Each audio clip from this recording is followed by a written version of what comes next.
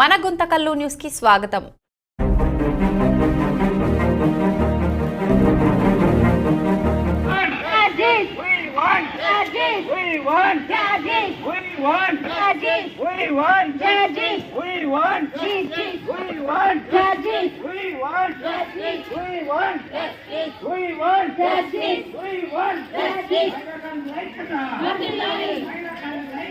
కాలేజీలో అత్యంత జూనియర్ అసిస్టెంట్గా డాక్టర్గా ఉంటున్న అమ్మాయిని అత్యంత కిరాతకంగా మానభంగం చేసి మర్డర్ చేసిన విషయం మనందరికీ తెలిసిన విషయమే.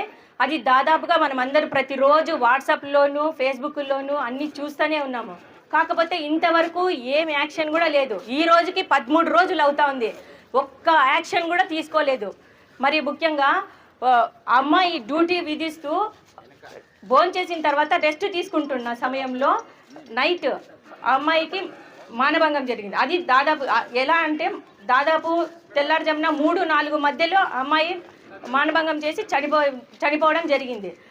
అదే రోజు మార్నింగ్ 10:58 సమయానికి వాళ్ళ కొలీగ్స్ కొంతమంది చూసి వాళ్ళ పేరెంట్స్కి ఇన్ఫర్మేషన్ ఇచ్చినారంట.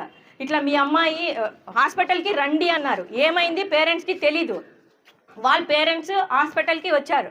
వచ్చిన తర్వాత వచ్చి 3 అవర్స్ అయినా వాళ్ళ అమ్మాయిని వాళ్ళు చూపించలేదు హాస్పిటల్లో. అక్కడ లోపల ఏం జరుగుతుందో ఏమో తల్లిదండ్రులకి తెలీదు. ఒక్కటే టెన్షన్. పేరెంట్స్ అంతసేపు వెయిట్ చేయడం ఇది ఏమన్నా న్యాయమా? ఒక్కసారి ఆలోచించండి ఏం జరిగింటుంది లోపల. వాళ్ళు లోపలికి వెళ్ళిన తర్వాత ఏం చెప్పారు? మీ అమ్మాయి సూసైడ్ చేసుకొని చనిపోయింది అని చెప్తున్నారు హాస్పిటల్ స్టాఫ్.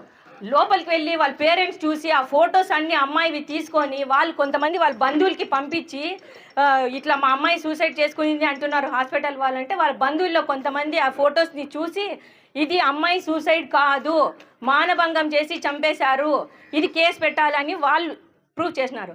అప్పుడు పోలీసులకి తెలీదా? అక్కడ ఆ అమ్మాయి ఆ పరిస్థితిలో ఎలా పరిస్థితిలో పడిందో ప్రతి ఒక్కరు మీరు ఫొటోస్ చూసింటారు. మీరు అందరూ గమనించండి, ఇది ఎంతవరకు న్యాయము? ఎవరిని రక్షణ కల్పిస్తున్నారు వాళ్ళు? ఒక అమ్మాయి అంత ఆ విధంగా పడిపోయినప్పుడు రక్షణ ఎవరు ఇవ్వాలి?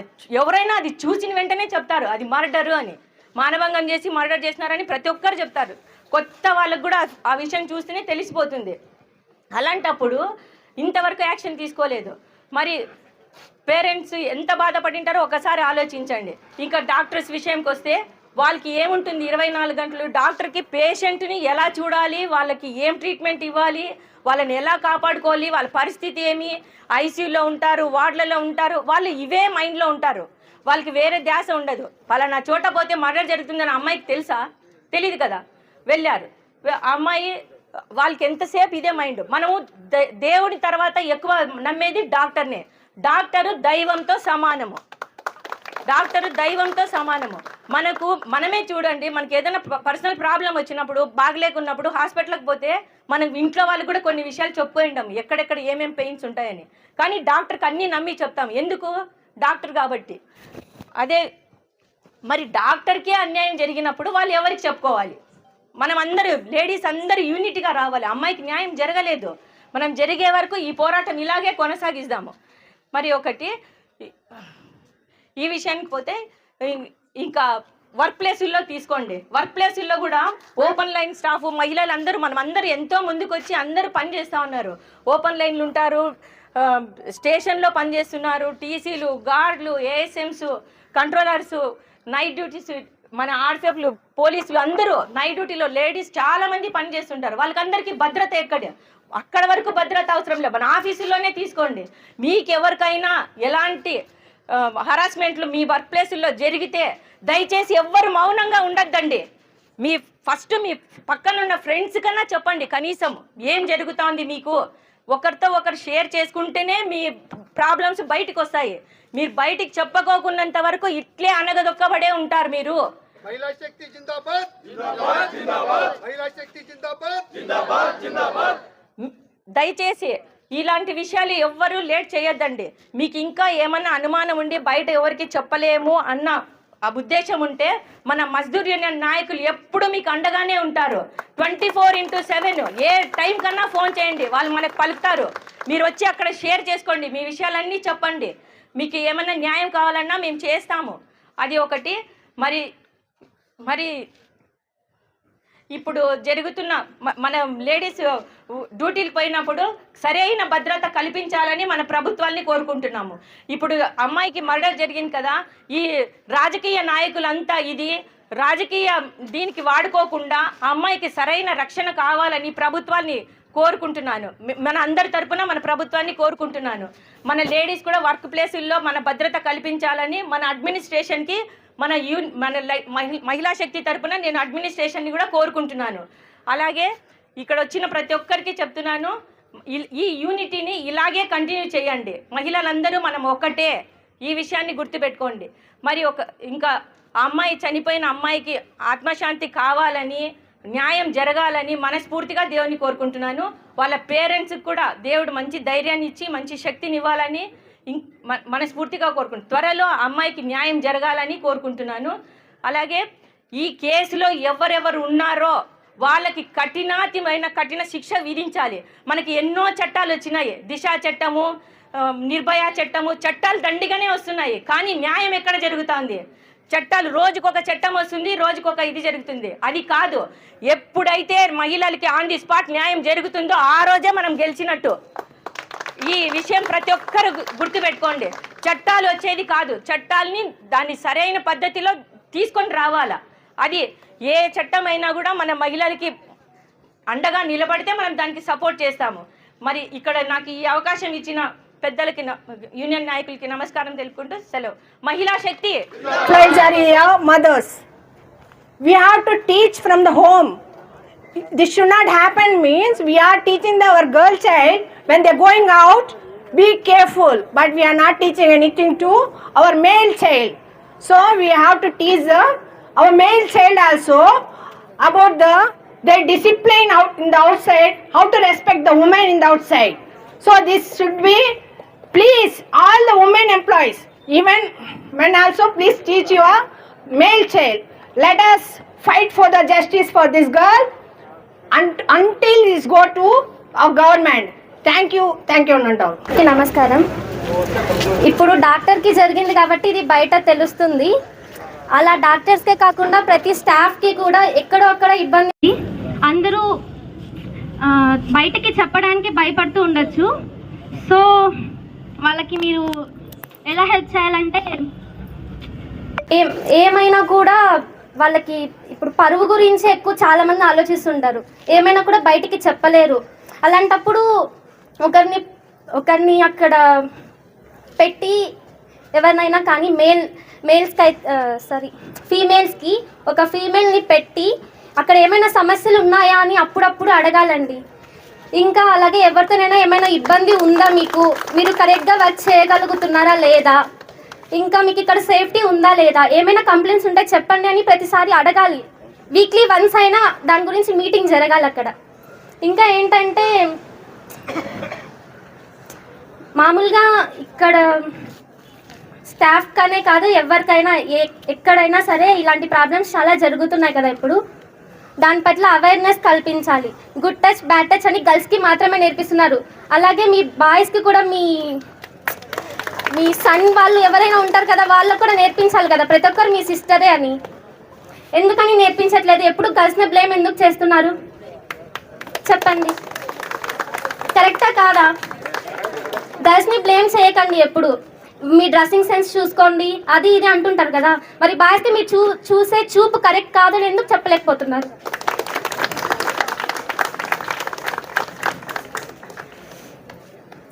ఎన్ని చట్టాలు వచ్చినా మనకేం న్యాయం జరగట్లేదు. నేనేం చెప్పాలనుకుంటున్నానంటే, ఇప్పుడు తనకి న్యాయం జరిగే వరకు కూడా ఏ గర్ల్ వర్క్ చేయడానికి వెళ్ళకపోతే మిగతా వాళ్ళ పరిస్థితి ఏంటి? కరెక్టా కాదా? ఆమెకి న్యాయం జరిగే వరకు మనం ఏ పని చేయకుండా గర్ల్స్ అందరు ఇలానే ఉంటే అన్ని వర్క్స్ జరుగుతాయా?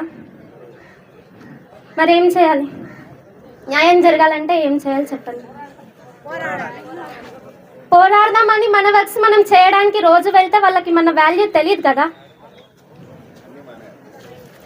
మనం అంటే ఉమెన్స్ అందరూ ఏ వర్క్ చేయకుండా కనీసం ఇంట్లో పని కూడా చేయకుండా ఉంటే వాళ్ళు లంచ్ బాక్స్ అన్ని టైంకి వస్తే బయటకు వస్తారు. మనం ఏం వర్క్ చేయకుంటే వాళ్ళు ఎలా వస్తారు బయటికి చెప్పండి? ఇప్పుడు నుంచి ఇంట్లో పనులన్నీ ఆపేస్తారా? ఆపేయలేం కదా. ఏం చేద్దాం మరి? న్యాయం జరగాలంటే ఏం చేయాలి? న్యాయం జరిగే వరకు ఇలా అంటే ర్యాలీ చేస్తే కొంతమందికే తెలుస్తుంది, బట్ కానీ ఏం చేయాలి మరి? అవేర్నెస్ కావాలి, అందరికీ అవేర్నెస్ ఇవ్వాలి అంటే మనం ఏం చేయాలి? ఓన్లీ ర్యాలీ చేస్తేనే సరిపోద్దా? ఏం చేయాలి? ర్యాలీ కాకుండా ఇంకా ఏం చేయాలి? మన ఇంట్లో ఉన్న కొడుకులకి ఫస్ట్ చెప్పాలి ఎవరితో ఎలా బిహేవ్ చేయాలి, అందరూ నీకు సిస్టర్స్ లాంటి వాళ్ళే అని నేర్పించాలి. ఇంకా ఏం చేయాలి?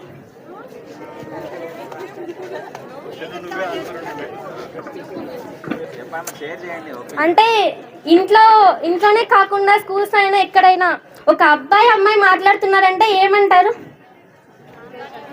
బ్రదర్ అండ్ సిస్టర్ అని అనుకోవచ్చు కదా. బయట వాళ్ళు అంటే ఏమైనా ఫీలింగ్స్ని మనం గర్ల్స్కి చెప్పలేక గర్ల్స్ ఏమనుకుంటారని బాయ్స్కి షేర్ చేసినా కూడా వాళ్ళిద్దరు మాట్లాడుతున్నారు, ఏం జరుగుతుంది అక్కడ అదే అంటారు. కానీ తను మనకి చెప్పలేక తనకి చెప్తుందేమో వాళ్ళ ఫ్రెండే కదా అని ఎవరు ఆలోచించరు. ప్రతి రిలేషన్ని కూడా అందరు బ్యాడ్గానే అనుకుంటారు. ఫస్ట్ ఆఫ్ ఆల్ మీకు అందరికీ ఏం చెప్తున్నానంటే, ప్రతి ఇంట్లో కూడా మీ బాయ్స్కి ఉంటారు కదా, వాళ్ళకి టీచ్ చేయండి మీరు ఎట్లా బిహేవ్ చేయాలి వాళ్ళతో, గర్ల్స్తో. వాళ్ళు ఒకవేళ వాళ్ళంతటా వాళ్ళు మీతో క్లోజ్గా ఉన్నా కూడా మీరు కొంచెం దూరం పెట్టండి, వాళ్ళకి గుడ్ ఏదో బ్యాడ్ ఏదో చెప్పండి అని మీరు టీచ్ చేయాలి. Thank you for giving this opportunity. నిన్న నిర్భయ, నేడు ఇంకొకళ్ళు, రేపు ఇంకొకళ్ళు, ఎన్నాళ్ళు అన్యాయం జరుగుతూ ఉంటుందండి. ఎందుకు? చిన్నప్పుడు అందరూ ఒకటి చెప్పింటారు స్కూల్లో, all Indians are my brothers and sisters, మాతృదేశం నా మాతృదేశం ఐఎమ్ సారీ నా భారతీయులందరూ నా సహోదరులు అని చెప్పింటారు. ఎందుకు సహోదరులా చూడలేకపోతున్నారండి? ఓకే అన్యాయం జరుగుతున్నప్పుడు ఎందుకని మీరు పక్కకు తొలగి వెళ్ళిపోతున్నారు? ఎవరో ఒక అమ్మాయిని హెరాస్ చేస్తున్నారు, మనకెందుకు లేరా తలదిప్పుకుపోవడం, అదేనా మీలో ఉండే కామ్రేడ్ తనం? చెప్పండి. అన్యాయం కాదు, ఎవరో ఒకరు హెరాస్ చేస్తున్నారు, అది అమ్మాయిలు కానీ అబ్బాయిలు కానీ, నిలబడి ఆగి ఎందుకు హెరాస్ చేస్తున్నావు అని అడగలేకపోతున్నారా? మీలో కామ్రేడ్ని నిద్ర పుచ్చుతున్నారా? మీలో వైల్డ్ ఎనిమల్ ఎందుకు నిద్ర లేపుతున్నారు? ఇంకొకళ్ళకి జరగదని గ్యారంటీ ఇవ్వగలరా? దయచేసి చెప్పండి. హలో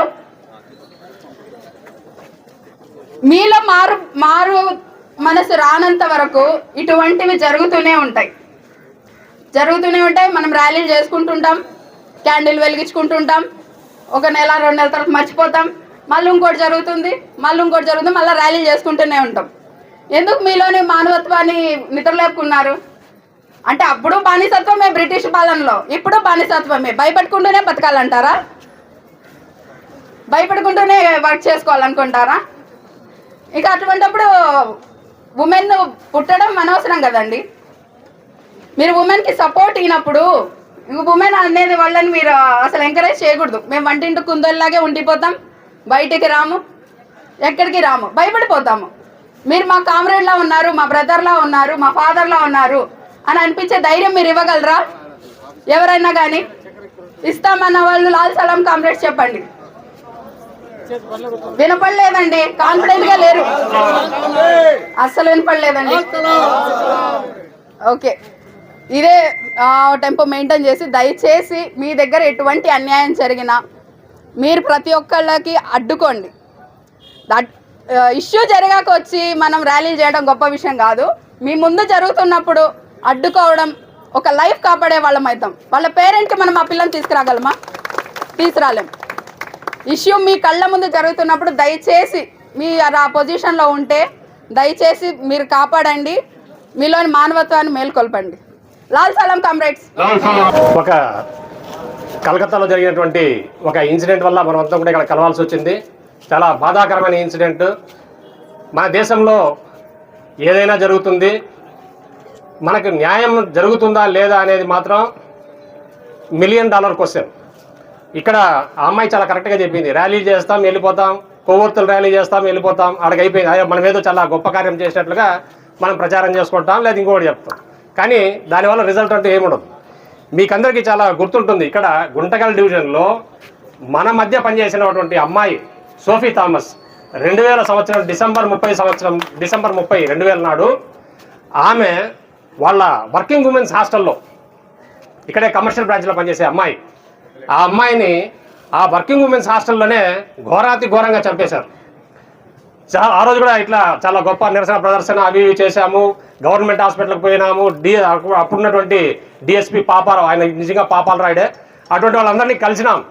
ఆ రోజు మన ఎస్పీ వచ్చి అంజనా సిన్హా లేడీనే, ఏమన్నా న్యాయం జరిగిందంటే ఈరోజు 25 సంవత్సరాలు అయిపోయింది, ఏం ఇంతవరకు ఎవరైనా కూడా కల్పిట్స్ కూడా ఇంతవరకు దొరకలేదు. కాబట్టి ఎక్కడ కూడా ఎవరైతే అనామకులు ఉంటారో వాళ్ళ కేసుల్లో మాత్రం చాలా ఇన్స్టెంట్ జస్టిస్ వస్తుంది.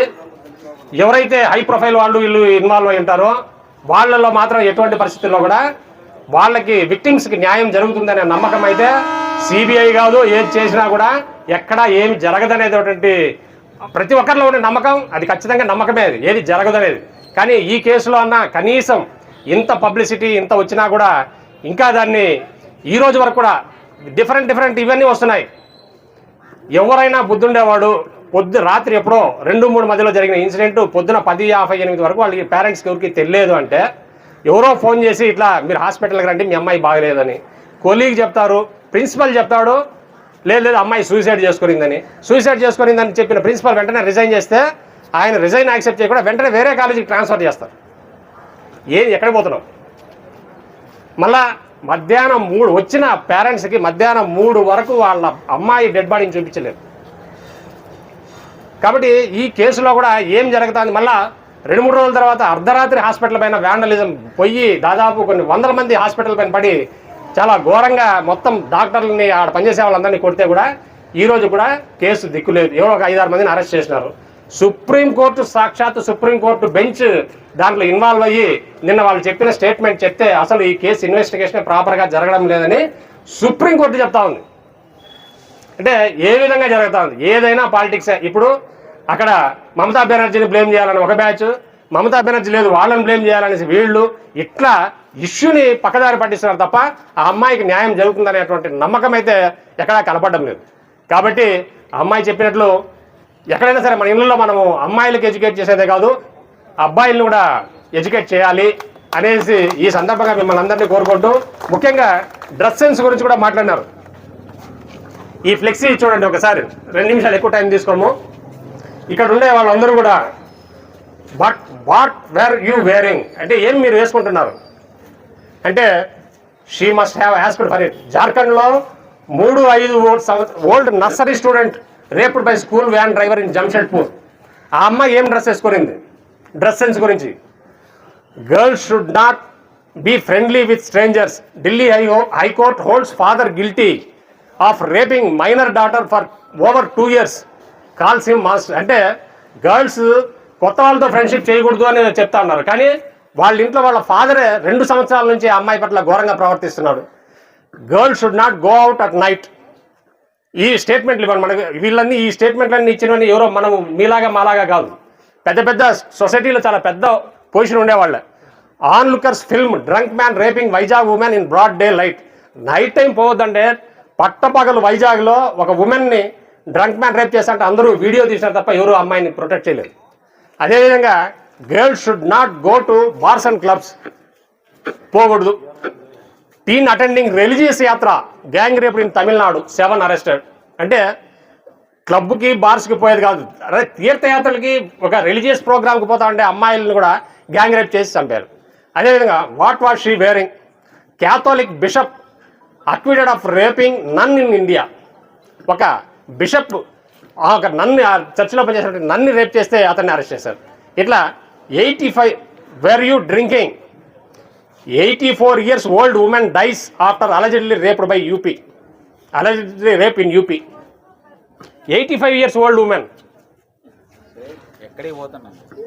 అదేవిధంగా she had a questionable profession గురించి కూడా మనం చేసే పనుల గురించి కూడా trainee doctor raped and murdered in Calcutta, massive protest erupt in west Bengal.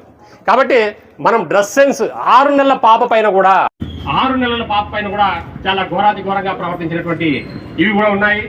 కాబట్టి సోచో అగర్ రాజ్ ఉస్కు ఇన్సాఫ్ నహీ మిలేగా తో కల్ ఇస్కో క్యా కహేగే. ఆ అమ్మాయి అడుగుతా ఉంది, ఆమె నెక్స్ట్ వాళ్ళు ఎవరంటే పక్కన నిర్భయ తల్లి తండ్రి 2012లో నిర్భయ ఢిల్లీ ఇన్సిడెంట్ గుర్తుంది కదా, వాళ్ళ తల్లి, వాళ్ళకి ఈ రోజుకి దాంట్లో కూడా ఎక్కడ న్యాయం కంప్లీట్ జరగలేదు. దాంట్లో ఒక మైనర్ని తీసుకొని పోయేసి వాడిని వదిలిపెట్టినారు. వాడు ఎక్కడ మన మధ్యలో ఎక్కడ ఉన్నాడో కూడా తెలియదు. కాబట్టి ఆ అమ్మాయికి నెక్స్ట్ జనరేషన్ కూడా వాళ్ళు అడుగుతున్నారు, నెక్స్ట్ ఏం మన పరిస్థితి అని. Justice delayed is justice denied.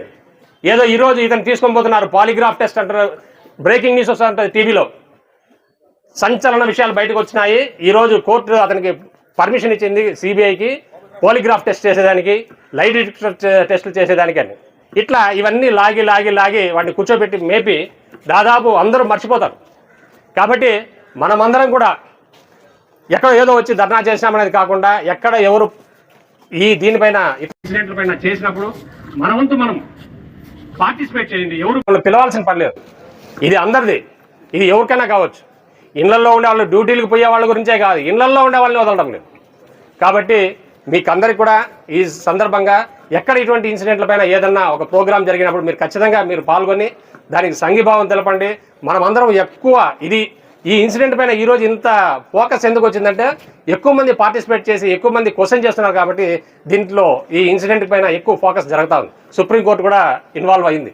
కాబట్టి న్యాయం జరుగుతుందని ఆశిస్తూ ఈ వచ్చిన మీ అందరికి కూడా ధన్యవాదాలు తెలియజేసుకుంటూ థ్యాంక్ యూ వెరీ మచ్.